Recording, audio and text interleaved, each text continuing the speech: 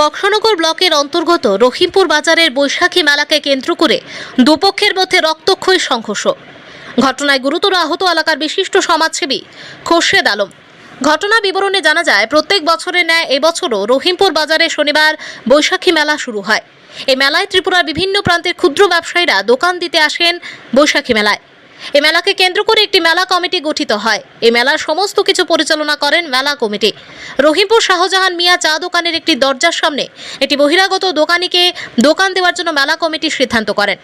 এই সিদ্ধান্তক্রমে বহিরাগত দোকানদার সেখানে দোকান দিতে আসলে শাহজাহান মিয়া বাধা প্রদান করে। এতে মেলা কমিটির সম্পাদক তথা এলাকার বিশিষ্ট সমাজসেবী খোরশেদ আলম চা বিক্রেতা শাহজাহান মিয়ার সঙ্গে কথা বলতে আসে।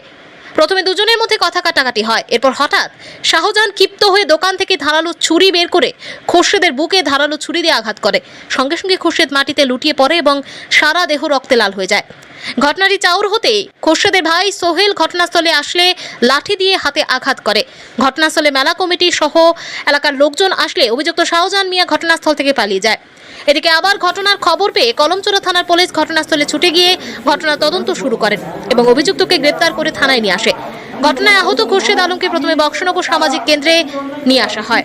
স্বাস্থ্যকেন্দ্রে কর্তব্যরত চিকিৎসক স্নিগ্ধা দাস তার প্রাথমিক চিকিৎসা শেষে রোগীর আশঙ্কাজনক পরিস্থিতি দেখে আগরতলা আইএলএস হাসপাতালে রেফার করেন। অভিযুক্ত এলাকা থেকে গা ঢাকা দেওয়ার চেষ্টা করলেও কিছুক্ষণের মধ্যেই পুলিশ তাকে আটক করে থানায় নিয়ে আসে। বর্তমানে এলাকার পরিস্থিতি খুবই থমথমে।